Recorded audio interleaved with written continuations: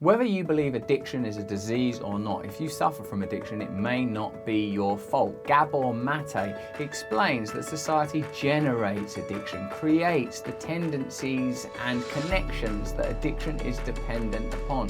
You may know the great Gabor Mate from his many books, The Return to Ourselves, Trauma, Healing and the Myth of Normal, and of course in the realm of Hungry Ghosts, Close Encounters with Addiction. Gabor was kind enough to come on my Luminary podcast, Under the Skin, which you can get from Apple, or you can just download the Luminary app directly. Here he talks about what it is to live in a society that requires of us that we become addicted. The consumerism and commodification are aspects of addiction, and that if you yourself are an addict, the way that those tendencies, feelings and habits got inside of you are very revealing and say a lot more about culture than they do about you as an individual. Why do you think that pain is not addressed in a conventional 12-step ideology? Because I think pain is painful. That's why I think it is. So it's easier to believe that I have this disease that I inherited, this disease mode, rather than to recognize I wasn't loved the way I needed to be loved. I was hurt by the people that were supposed to love me. I was hurt by the people that did love me. Not only did I experience suffering then, I still carry the imprints of those suffering. In order to let go of those imprints, I have to take a real in-depth look at myself, and without judgment, and with absolute curiosity. And I might experience severe distress as I look at that pain. Well, those are difficult. That's the first reason is individual. The second level is it keeps you from having to confront your family history. It's very painful to come to confront your family history. Even though trauma is not anybody's personal fault, it is passed through generations. And number three, we live in a society that, in your own book you point out, is largely designed around helping people escape from their daily consciousness. We don't want to talk about trauma in this society. Trauma is what keeps the economy going. So there's this personal, familiar, and social. That's excellent. So you think we live in a culture that has a vested interest in sustaining a state of trauma, and possibly the majority of people at some level are living on with a stimulus response model that broadly fits the addiction paradigm, even if it ain't an extreme addiction such as substance misuse, or an obvious one such as severe eating disorders. It may be through consuming, use of pornography, negative codependent relationships. Would you say that possibly many people are living in this way, unaddressed? Well, there's a book entitled When Society is Addicted, and I agree, this is a highly addicted society. In fact, large segments of the economy survive because people buy things that give them temporary pleasure but do them no good whatsoever in the long term. In fact, they're even harmful. I mean, we're going so far as to destroy the earth because of our addiction. Consumerism requires the addict mentality. It requires a cycle that cannot be surmounted by rationale.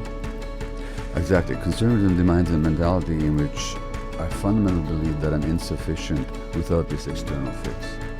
That's what consumerism relies on. So your understanding of addiction on a personal level can be extrapolated in a social analysis.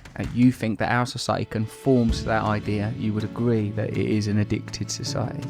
Well, you point out the same thing in your book Revolution, pretty much. And my own next book, which will be entitled The Myth of Normal, Illness and Health in an Insane Culture, is going to make the same point. In other words, when you look at a society, you can't just look at it from the inside. You have to look at, if you're an anthropologist from Mars looking at the society, what would you see?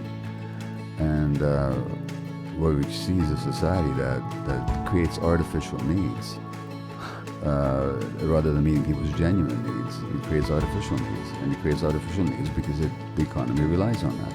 Whilst none of us would ever be able to claim the mythical or metaphorical aliens objectivity, because obviously we're all a product of this society, how, accepting what you say, how can we ever individually or culturally overcome such an imprisoning mentality? Well, I think the 12 steps themselves, insofar as they go, are designed to help liberate people from an imprisoning mentality. And I think that's one example of transformation. So there are many forms of transformation, some spiritual, some psychological, some political. But it always depends on letting go of a certain point of view, or getting outside a certain point of view, and seeing its limitations.